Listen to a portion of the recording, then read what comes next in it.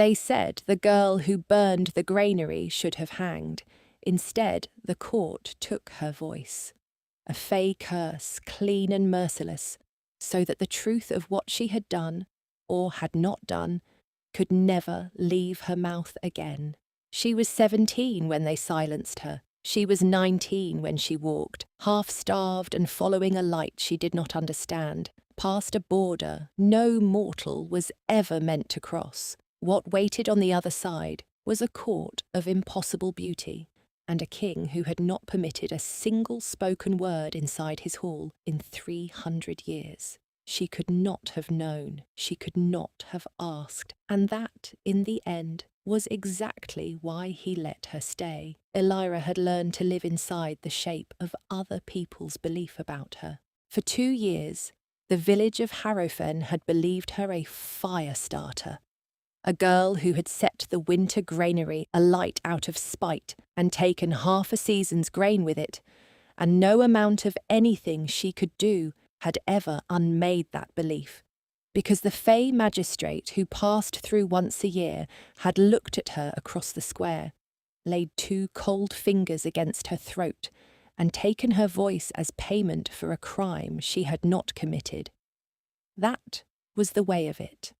A fey binding could not be argued with, it could not be appealed, and it carried its own dreadful proof, because everyone knew the fey did not silence the innocent. The innocent had nothing to hide, so her silence became the verdict. Her silence became the sentence and the evidence at once, folded together so tightly that no one in Harrowfen could tell them apart any more. And after a while, she was not entirely sure she could either. She had not burned the granary. She knew that the way she knew her own hands.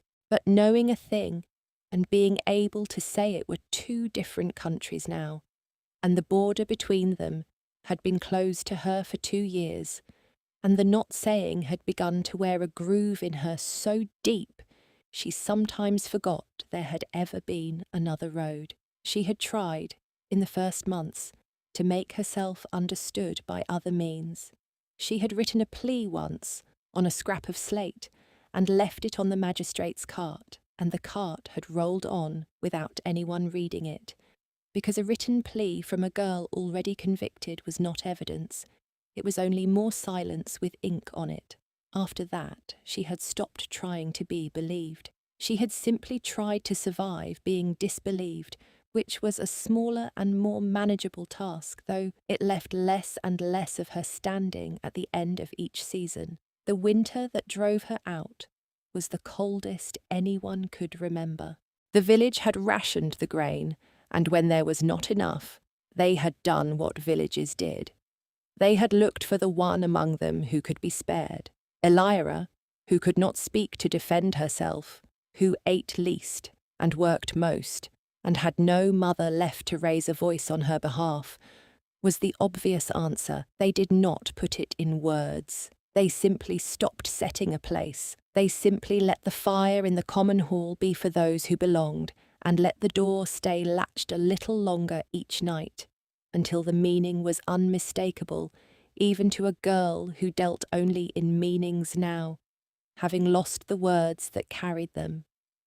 She watched it happen the way she watched everything happen to her, from a small distance, cataloguing it, because cataloguing was the only power left to a person who could not argue. So she left. Not in defiance, she had no defiance left, but the way water leaves a cracked vessel, because staying had become the same as ending, and something in her that she could not name still wanted, stubbornly, foolishly, to not end.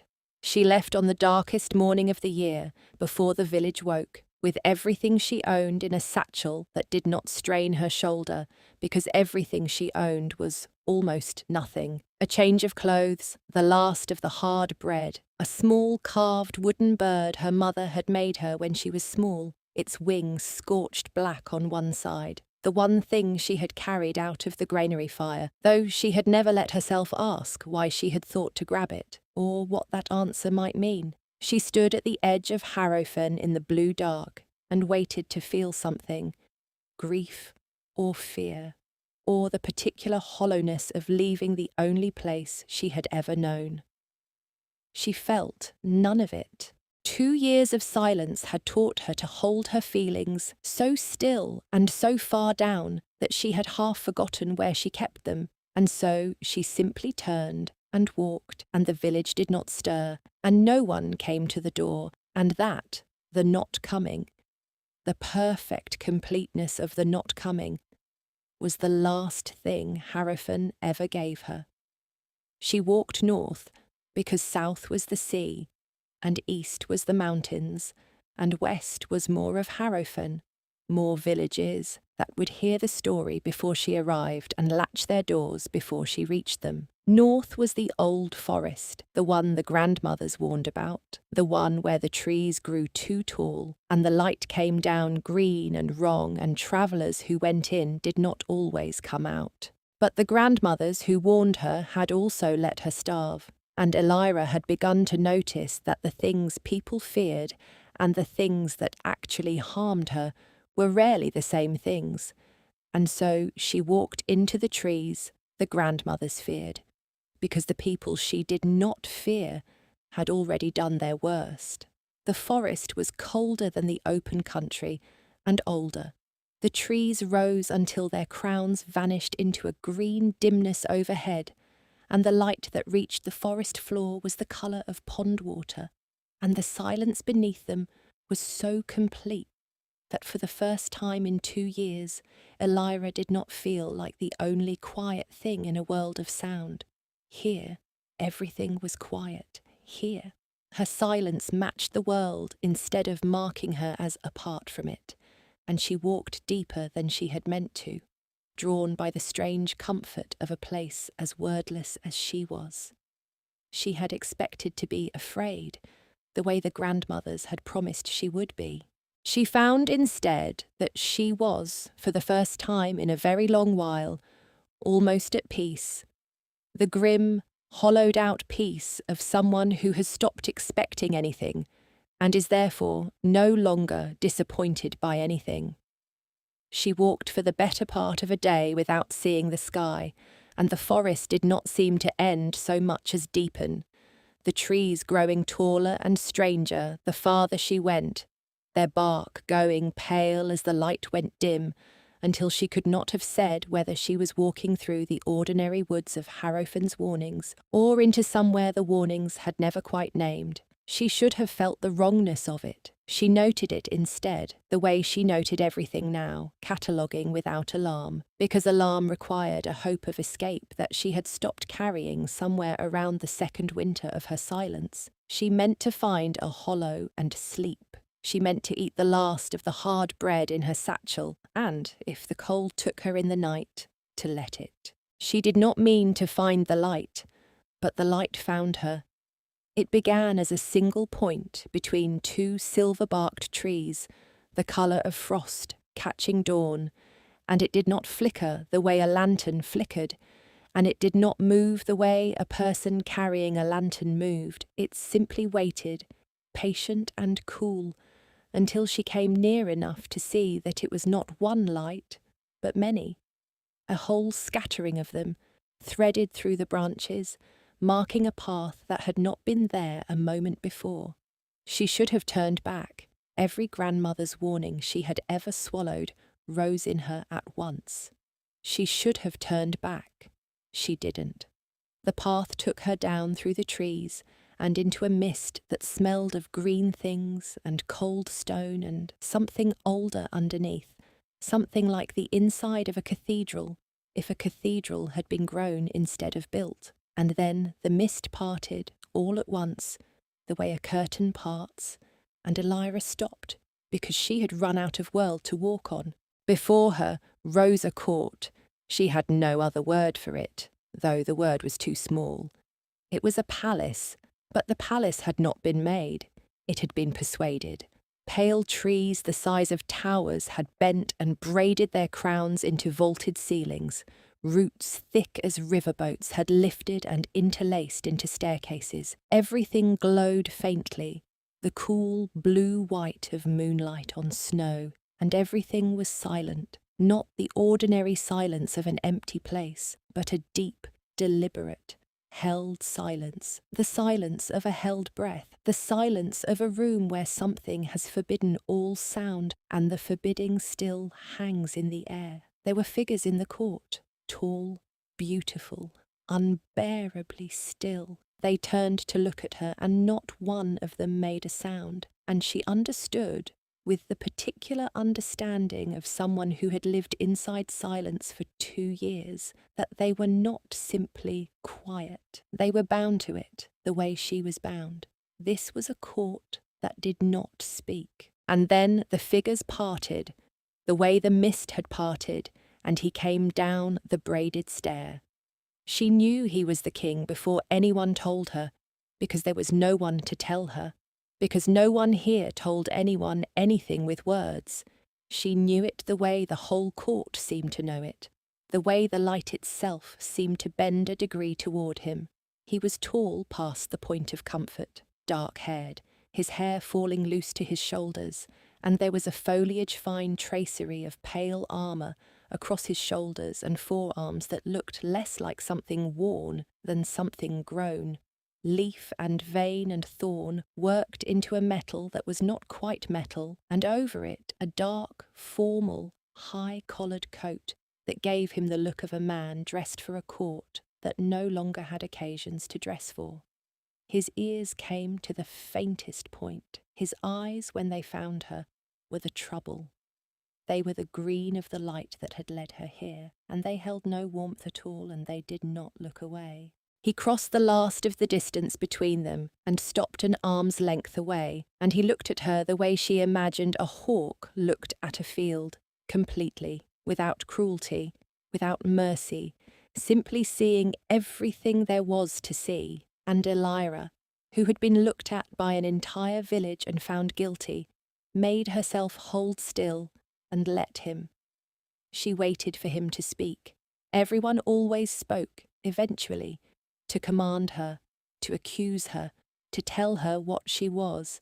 She had learned to brace for the moment when the words came and she could not answer them. He did not speak.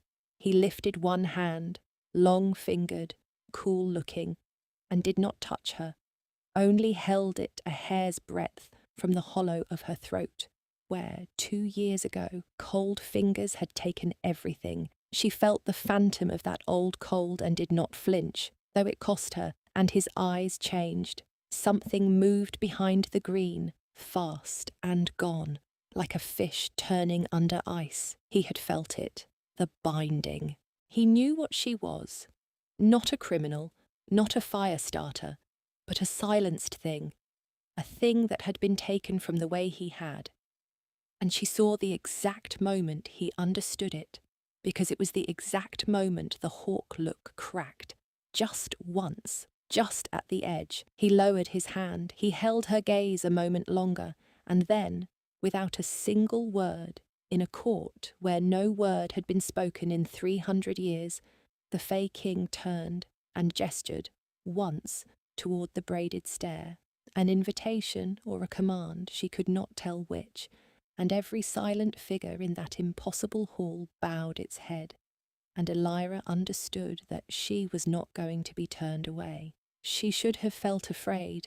She had wandered into the one place in every grandmother's warning, and a king with no warmth in his eyes had just decided her fate without asking her a single question. She could not have answered anyway.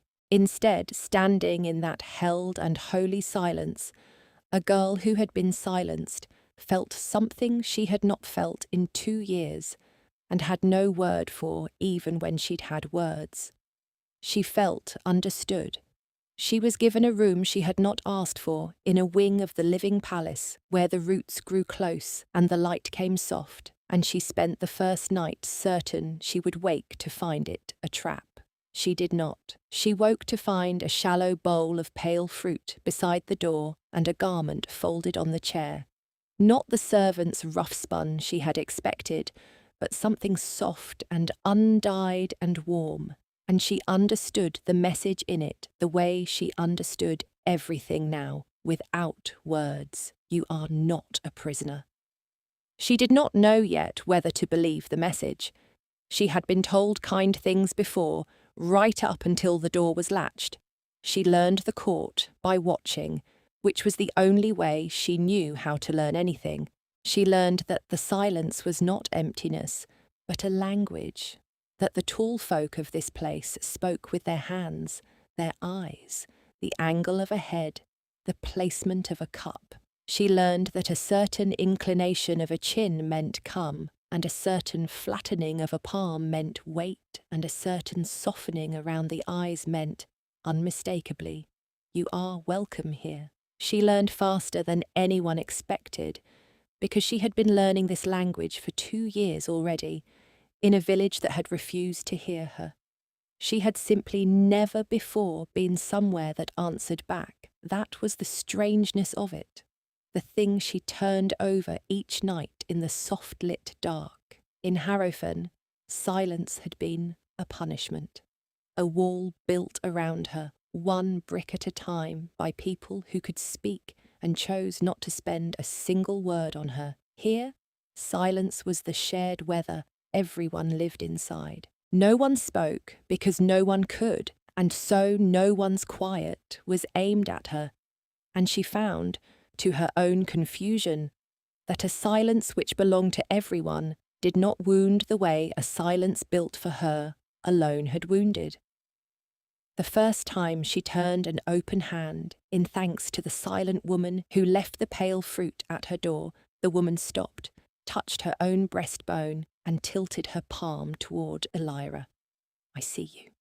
And Elira had to sit down on the edge of the chair, because in 2 years no one in the whole of the mortal world had told her in any language that they saw her and did not mind what they saw. On the 3rd day, he came to her. She was in the low garden where the pale fruit grew, sitting with her back against a warm root, and she did not hear him, because there was nothing to hear, and she looked up, and he was simply there, watching her with those green eyes that gave nothing away. She rose too fast. Her heart did the old thing, the bracing thing, the here comes the verdict thing. He held out his hand. In it was a thin, flat tablet of pale wood, its surface faintly waxed, and a slender stylus, and she stared at it and did not understand. And he did a thing she would remember for the rest of her life. He crouched, unhurried, folding all that height down to her level, took the tablet back, and with the stylus wrote 3 words in a slanting, ancient hand, and turned it to her. What is your name? She looked at the words, she looked at him, and something in her chest, some old frozen thing, cracked clean down the middle, because in 2 years no one had asked her anything they actually wanted her to be able to answer. They had asked to accuse, they had asked to trap. No one had handed her away to speak, and then waited, patiently, in the cool blue light, to hear what she would say. Her hands shook. She took the stylus. She wrote her name. Elira. It was the first time in 2 years anyone had seen her name in her own hand and waited to receive it as an offering rather than seizing it as evidence. In the village, her name had become a thing people said in the low voices reserved for the disgraced. Elira, the fire starter, said the way you name a debt. Here it sat on pale waxed wood in her own slanting script, and the king looked at it, and did not flinch from it, and did not attach anything ugly to it, and simply read it, the way you read a thing you have been wanting to know. He looked at it for a long moment. Then he took the tablet back, and beneath her name he wrote a single word, and it was not his name. She would not learn his name for a long time yet, but it was the first thing he chose to give her, and it undid her more thoroughly than kindness had any right to. Stay. Not a command, He had left the tablet tilted toward her, the stylus resting where she could take it. The question in the very fact that he was waiting. Stay, if you will. She had not expected that. She had expected a cage with the door left tactfully unmentioned. Instead, he had handed her the door itself and stepped back from it, and stood there in the cool blue light, with all his terrible height folded down to her level, waiting, as though her answer were a thing worth a king's patience. She should have been wary. She knew all the stories, that a fey invitation was the sharpest kind of trap, that to accept food or shelter or a place in such a court was to be bound to it forever. She looked at the single word, and at the man who had folded himself down to write it, and then waited, and found that she did not care what it cost, because the alternative was the forest and the cold and the long walk back toward doors that would never open. And this small wax tablet, this waiting, this being asked, was already more than the mortal world had offered her in 2 years. She took the stylus, and under his single word, with a hand that would not quite steady, she wrote the only true thing she had, "I have nowhere else." He read it, and for the first time since she had crossed into his court, something crossed his face that was not stillness, a flicker quickly buried of something that looked almost like recognition, as though she had described not her own condition, but his. As though a king in a palace grown from living trees, ruling a court of hundreds, surrounded by beauty past mortal bearing, knew exactly what it was to have nowhere else. She filed that away, the way she filed everything. She was becoming, without meaning to, a scholar of this one silent man. He rose. He inclined his head. The gesture she had learned meant something close to a promise. And then he was gone, as silently as he had come, and Elira sat in the garden holding a tablet with 4 words on it, 2 of them his, 2 of them hers, and understood that a bargain had just been struck in a language that used no sound at all. She did not yet know what she had agreed to. She only knew that for the first time in 2 years, someone had asked her a question and waited for the answer. The tablet became the country they built between them. He came to the low garden most days, at the hour when the light went softest, and he brought the tablet, and they wrote. At first, only small things. He asked what she had eaten, and whether the room was warm enough, and whether the fruit agreed with her, which struck her as an absurd thing for a 300-year-old fey king to concern himself with, until she understood that these were the only questions he had that could be safely answered, and that he was, in his own frozen and formal way, learning the language of caring for someone the way she had learned the language of the court, slowly, from nothing, one small gesture at a time. She wrote him small things back, that the fruit was strange and good, that she had never slept somewhere so quiet, that she had stopped somewhere in the last 2 nights, expecting the door to latch. He read that last one for a long time. Then he wrote, "No door here will ever latch against you." She had not expected that either. The court watched them with the wary fascination of people watching a frost thaw out of season. She caught the looks. The folk did not know what to make of a mortal girl the king crouched down to write to, and some of the looks were curious, and some were wondering, and one, from a tall, silver-haired lord who stood always near the throne and missed nothing, was something colder. She marked that look and set it aside. She had learned in Harrowfen to notice who watched her with cold eyes, because those were always the ones who eventually latched the door. The moment it changed was small, the way the smallest moment always turns out to be the one that turns the whole thing. They had been writing about her village. He had asked, carefully, why she had come north through the forest, the grandmothers feared, and she had found herself writing more than she meant to. The granary, the accusation, the cold fingers at her throat, the 2 years of doors. She had never told anyone. She had never been able to. The stylus moved, and she could not stop it. And when she finally looked up, expecting to find in his face the thing she always found, the flicker of doubt, the small recalculation, the beginning of the belief that the Fae do not silence the innocent, she found instead that he had gone very still and very cold, and that the cold was not directed at her. He took the tablet, he wrote one line, and his hand, which was always exact, was not quite steady. They took your voice for something you did not do. It was not a question. She stared at it. Then she picked up the stylus, and her own hand shook, and she wrote the truest and most dangerous thing she had ever committed to any surface, the thing she had not been able to say for 2 years, because the very curse that stole her voice was built to keep it stolen. Yes. And the Fae King, who had forbidden all sound in his court for 300 years, reached out, slowly, giving her every moment to refuse it, and closed his cool hand very gently over her shaking one, over the stylus, over the word, and held it there. He did not speak. He could not or would not. She did not know which yet.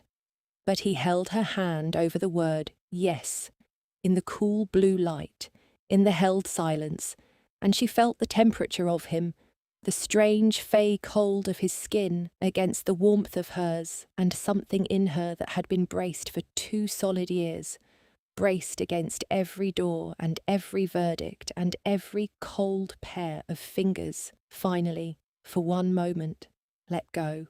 Cold over cruelty. She would always choose cold over cruelty. And this was neither. This was cold that had chosen, for her sake, to be gentle. And she had not known until this moment that such a thing existed. He drew his hand back. He rose. He looked down at her with those green eyes, and there was warmth in them now, unmistakable and terrifying, and she understood that she was in danger of feeling far more than she could afford to feel for a Fae King who had forbidden the one thing she most needed. A voice. He left. He always left. She sat alone with the tablet and the single word yes, and the phantom of his cold hand over hers, and she pressed her own warm palm to the place where he had held her, and she thought, with the clarity of someone who has just understood the size of her own trouble, he believed me. No one believed me. He believed me before I could even explain, and I do not know how I am ever going to survive that. He began to give her the palace.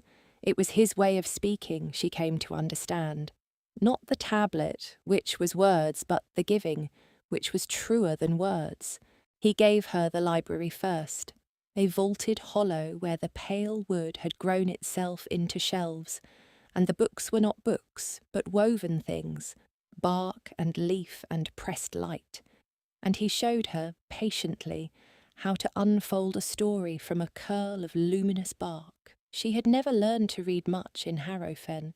There had been no time and no one willing, but she had all the time in the world here, and a teacher who had 300 years of patience, and, it seemed, nowhere he would rather spend an evening. He gave her the orchard next, a grove of trees that bore fruit in every season at once, so that a single branch might carry spring blossom and autumn ripeness, and the bare architecture of winter all together.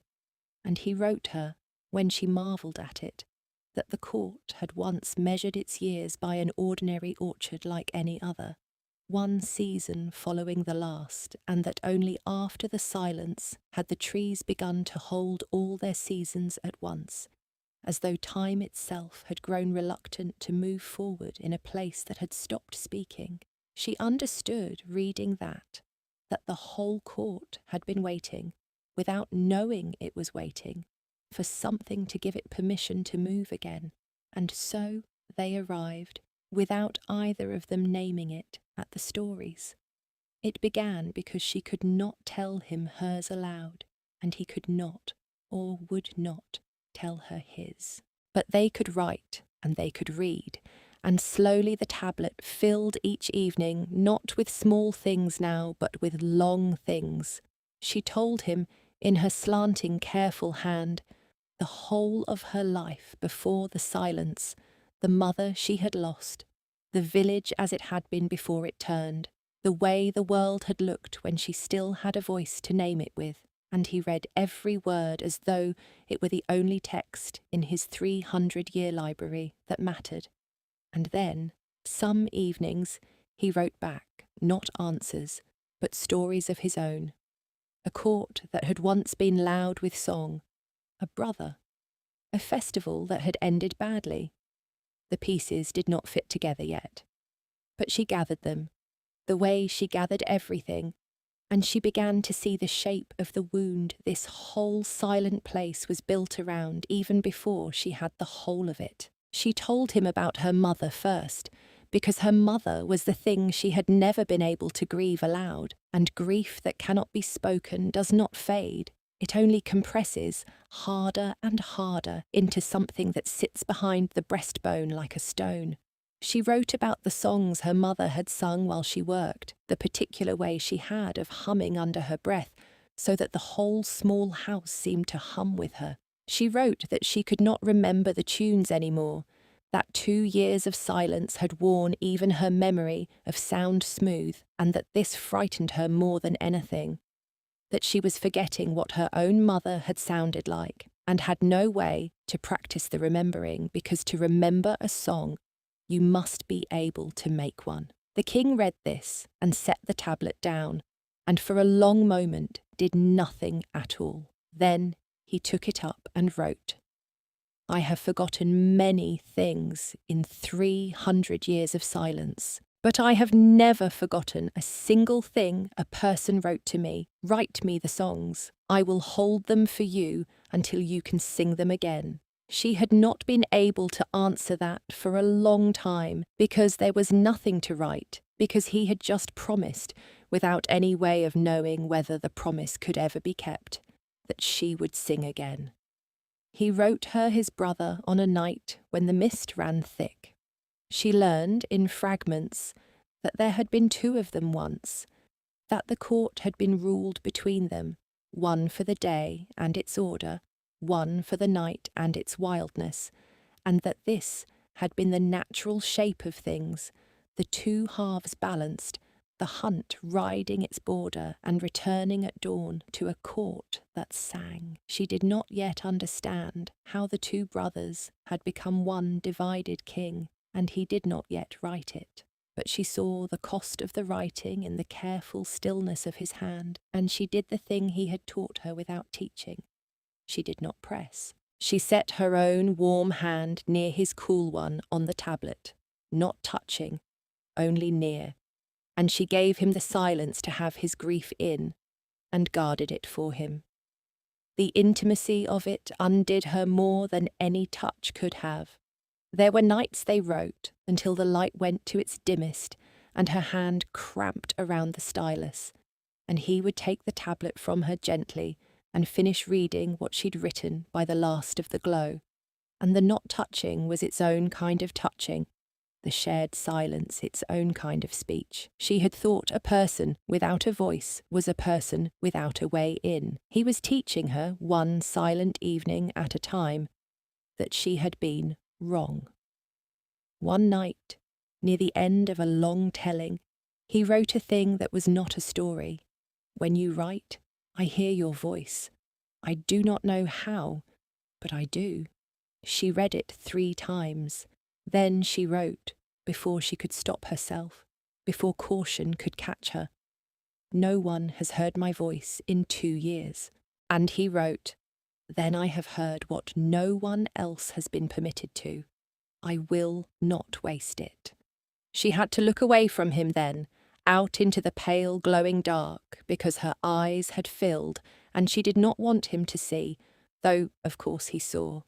He saw everything, and he did the thing again that undid her. He did not reach for her, did not press, only set the tablet gently within her reach, and waited, giving her the silence to have her feeling in, guarding it for her the way he guarded everything about her that the world had tried to take. When she had gathered herself, she wrote him a thing she had never told a living soul, that the worst of the 2-year silence had not been the not speaking, but the way the not speaking had begun to make her doubt she had ever had anything worth saying. He read it and wrote beneath it, in the exact and careful hand that never wavered except when it did. You are the loudest thing in this court, Elira. You have been since the moment you crossed the border. I have not had so much to listen to in 300 years. The silver-haired lord's name, she learned, was Caedmon, and he had stood beside the throne for 300 years, and he had not once, in all that time, been closer to the crown than the day the king went silent, because a king who cannot be spoken to cannot easily be advised, and a king who forbids all speech must lean on the one who learns to counsel him without it. And Caedmon had made himself indispensable in the language of gestures and glances and the careful placement of things. He was patient, she granted him that. He had watched the king crouch down to a mortal girl and write to her, and he had done the arithmetic that cold men always do. A king who felt again was a king who might one day break the silence. A king who broke the silence was a king who no longer needed the one who spoke for him in the quiet. And a king who loved a mortal girl had handed his enemy the exact shape of the lever that would move him. She learned to read Caedmon the way she had learned to read the king. But where the king's stillness had a grief under it, Caedmon's had a hunger, and hunger, she had discovered in 2 years of watching a village decide who could be spared, was the most legible thing a person carried. She saw it in the way he arranged himself always at the king's right hand, close enough to be consulted, close enough that the court had grown used to reading his gestures as an extension of the king's own. She saw it too, in the particular stillness with which he watched her cross a room, not the wary stillness of the other folk, unused to a mortal among them, but the stillness of a man doing sums. Caedmon had made himself the throat of a court that had no voice. Every silent decision for 3 centuries had passed through his hands, refined by his patience into something the king had come, without quite noticing, to depend on. And a mortal girl with a tablet and a stylus was, whether she meant to be or not, the first thing in 300 years that threatened to give the king a throat of his own, and a king who could speak for himself had no more need of the one who had spoken so long in his silence. She could not warn the king. That was the trap of it, the elegant cruelty of her situation. She saw the danger and could not say it, could only write it, and Caedmon had made very sure, in 100 small courteous ways, that she was never alone with the king and the tablet both. A summoned council, a matter of the border that required attention. A servant sent, with perfect courtesy, to conduct Elira to the garden by a route that did not pass the throne. Each thing alone was nothing. Together they were a wall, built one courteous brick at a time, and she recognised the technique because it had been used on her before, in a common hall in Harrowfen, when no one had ever said out loud that she was not wanted, and everyone had made certain she understood it anyway. Caedmon was latching a door slowly enough that no one could name the moment it closed. She knew exactly what that looked like, so she watched and she waited, and she gathered, because gathering was what she did, and what she gathered was this, that Caedmon meant to sound the horn. She had learned of the horn on an evening he brought her, for the first time, to a room high in the braided crown of the palace, where a single object sat on a pedestal of pale root, a horn, silver-white, curved like a crescent moon, older than the rest of the court, old the way the mist was old. He had written, that night, with a hand gone still and careful, the hunt's horn. When it sounds, I am not the king you know. There is another self in me, older, wilder, bound to the hunt that rides the border between courts. By day I rule, by night, when the horn calls, I ride. And the thing that rides is not gentle, and does not write, and would not know your name. She had understood, reading it, why the whole court held its breath, that a spoken word carrying the old power could wake the sleeping wildness, and that 300 years of silence had been built, brick by silent brick, to keep it sleeping. She had sat with that a long while in the high room with the crescent horn glowing faintly on its pedestal. She understood now the whole architecture of his silence, not a king's cold whim, but 300 years of desperate care. He had told her, in the fragments of the stories, that there had once been two of them, a brother for the day and a brother for the night. She understood at last, or began to, that the two had become one, that some catastrophe at the festival that ended badly had folded the wild night brother into the day king, two selves in one body, and that the day self had spent 3 centuries holding the night self asleep by the only means that worked, silence, total and enforced, because sound was the door the wildness came through, and the horn was the key. He had silenced his court to keep from becoming the thing that had done whatever had been done at that festival. He had given up song and speech and the sound of his own name to protect everyone around him from the half of himself he could not trust, and he had let her stay anyway.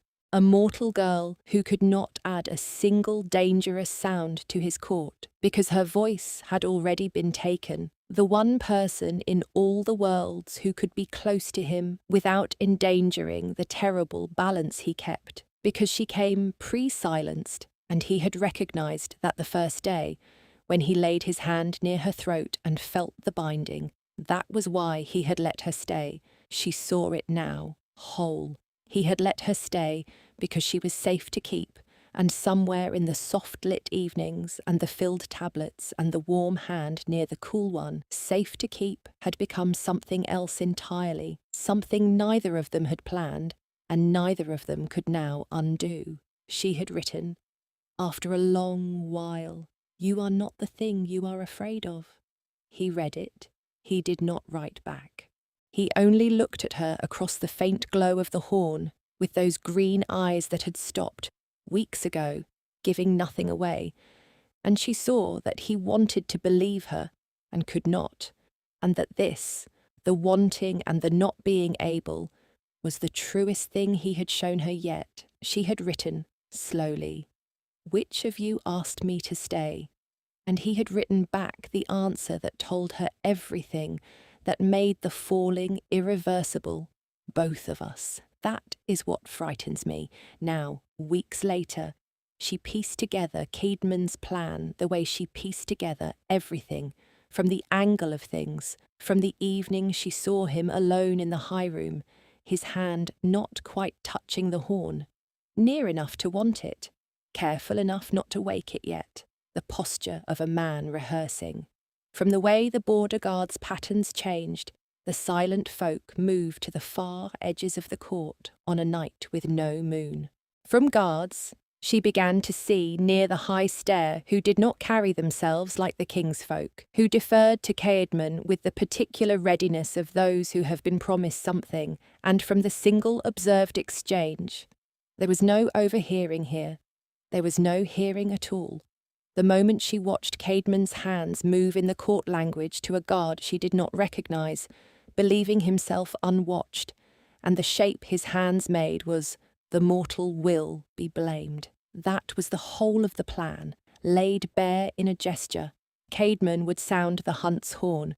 He would wake the wild half of the king, the half that did not know her name, and in the chaos of it, the court, thrown into the terror of a broken silence, the king transformed into the thing he had spent 3 centuries caging, Caedmon would ensure that the blame fell on the mortal girl who had brought speech and change and disorder into a court that had been safely frozen for 300 years. She was the perfect one to blame.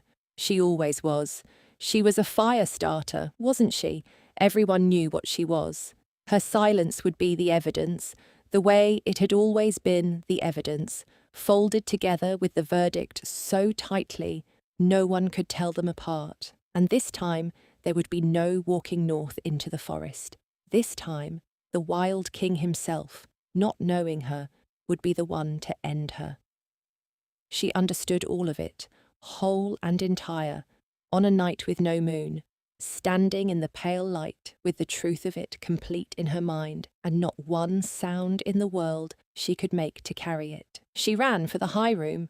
She was not fast enough, or Caedmon had planned even that, because guards she did not recognise were already at the stair, and they took her by the wrists, not gently, and the last thing she saw before they drew her back was Caedmon's silver head bent over the pedestal, and his long hand closing around the crescent horn and lifting it.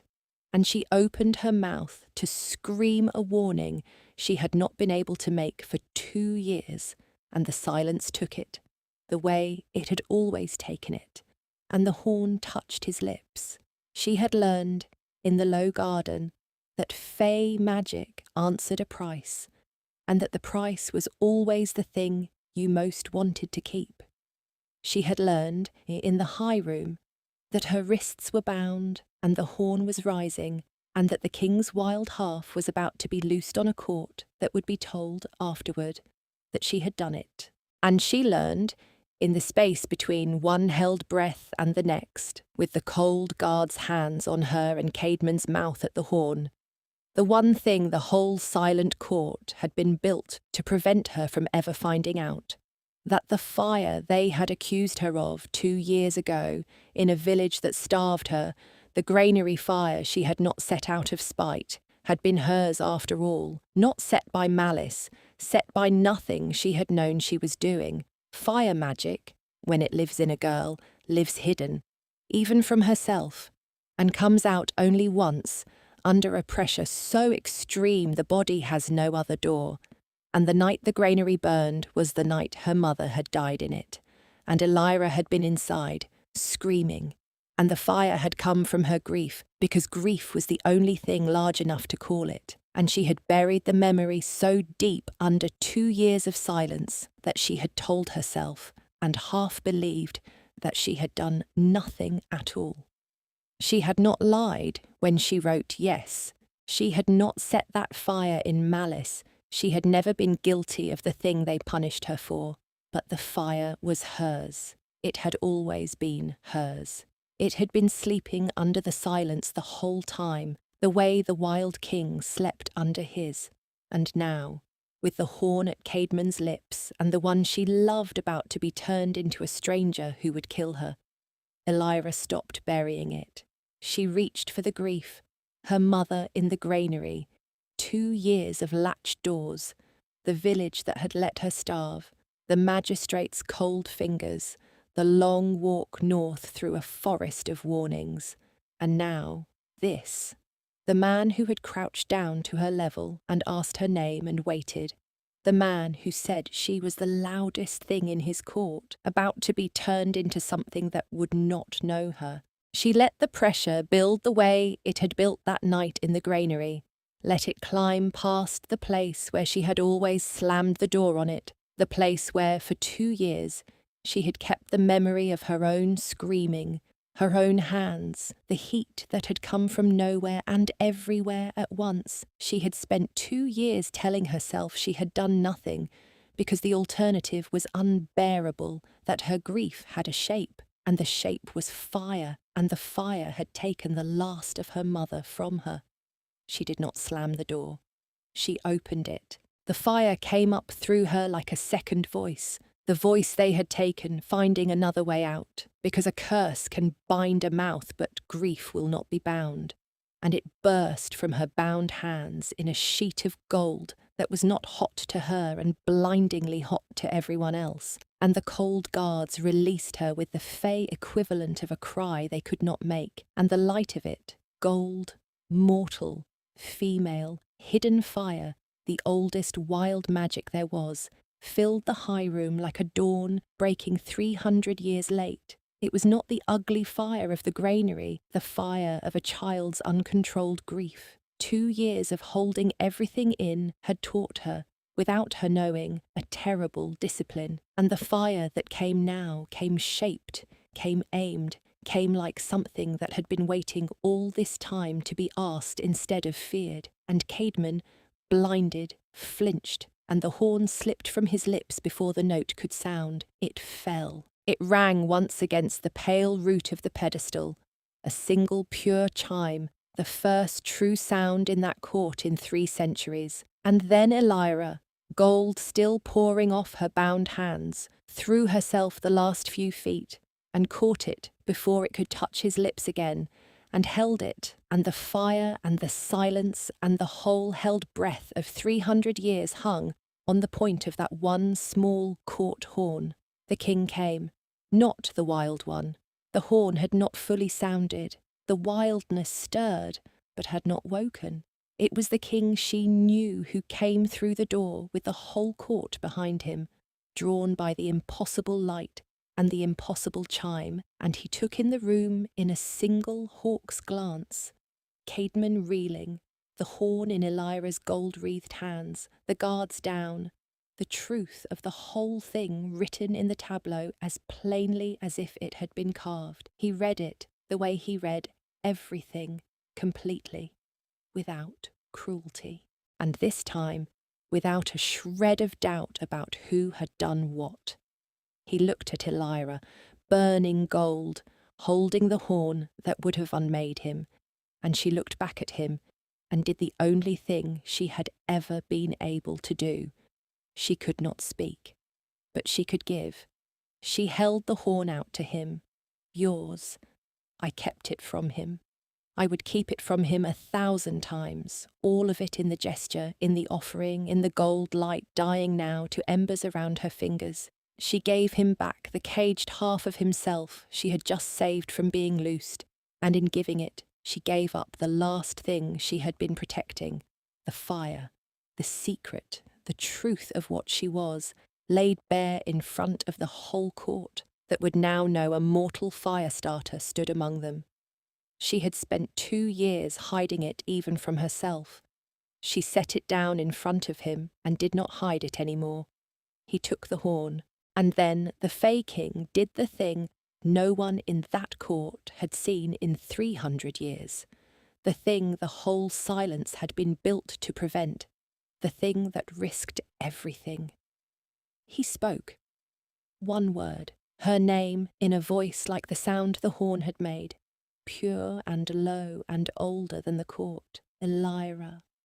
The silence broke, and the wildness in him, the divided half, the thing that did not know her name, woke, as it must, at the sound. She saw it rise behind his eyes, green going to something older and starless. She had one moment to be afraid, and then the wild thing looked at her, at the girl wreathed in dying gold, at the horn safe in his own hand, at the warmth of her against 300 years of his cold, and it did not attack. It knew her.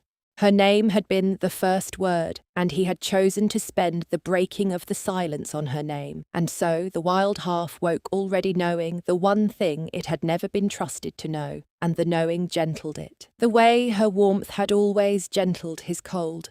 Both of us asked you to stay, that is what frightens me, and both of them, now, in one unbroken green gaze, chose her. Caedmon, on the floor, understood that he had lost, and made the first spoken sound of his own 300-year silence. A curse, an ordinary ugly word, and the court that had not been permitted to judge for 3 centuries turned its held silence on him all at once, and his own broken sound became his own evidence, folded together with his verdict so tightly no one could tell them apart. And he was taken away by the guards who had once been his, in a quiet that had, at last, chosen its side. He broke her binding himself.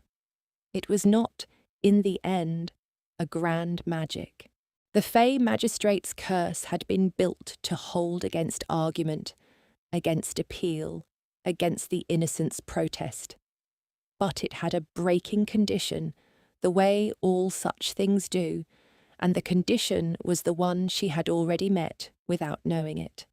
That the truth she could not speak be spoken aloud by one who knew it fully and chose her anyway. He had done that when he said her name. The rest was only untangling. He crouched down to her the way he had the very first day, folding all that height to her level, and he laid 2 cool fingers against the hollow of her throat, where the cold magistrate had once taken everything, and this time the cold was gentle, and this time it gave instead of took. She felt the 2-year knot in her throat loosen, thread by thread, and she did not rush it, because she had learned patience from a court that measured time in centuries, and when it was done, when the last thread came free, she did not shout or weep or spill 2 years of unsaid things all at once. She said one word first, the one she chose, the way he had chosen hers. Yes. It was the word she had written the day he believed her. It was the answer to a question he had not asked aloud and did not need to.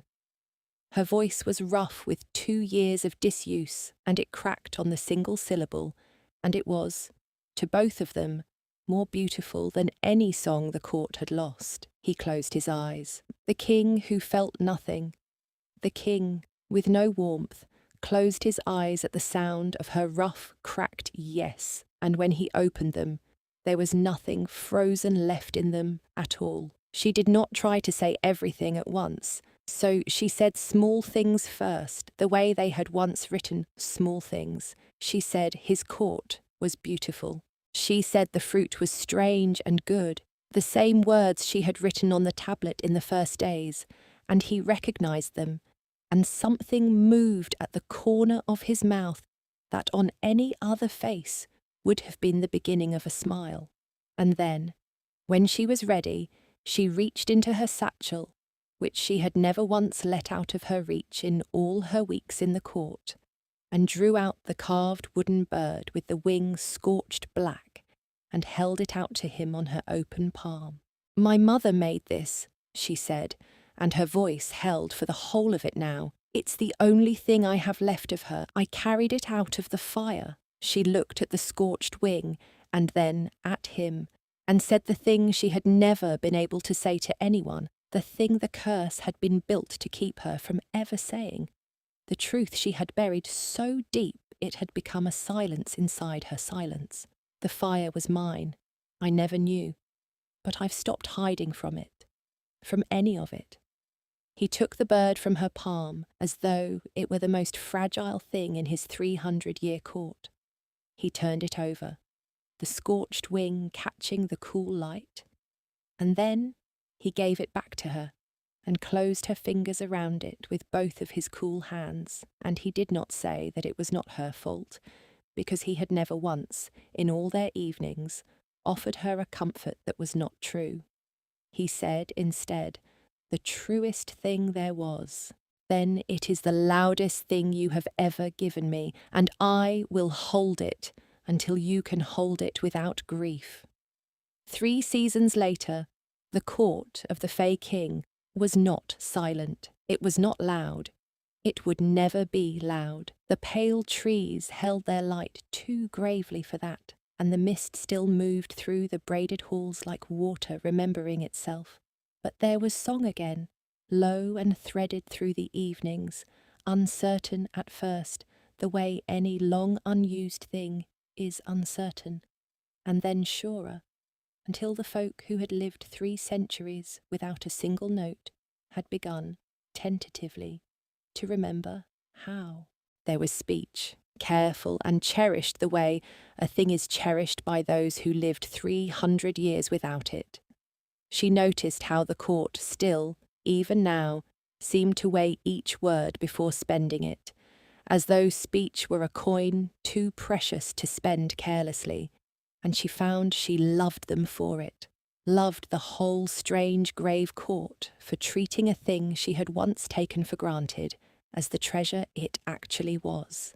And above all there was, most evenings, in the low garden where the pale fruit grew, the sound of a woman's voice, rough no longer, sure now, warm, telling stories aloud to a king who had once only been able to read them. He still brought the tablet sometimes, not from need, from memory. It sat between them in the soft light, the first country they had built, and now and then she would take it up and write a word, instead of saying it, just to watch the particular way he looked at her handwriting, the way he had looked at her name the first day, as though it were the only text in his 300-year library that mattered. She had come to understand that this, too, was a kind of tenderness, that he would always keep some small corner of their silence, not because he needed it, but because it was where they had first learned each other, and a person does not tear down the room in which they fell in love merely because the door now opens easily.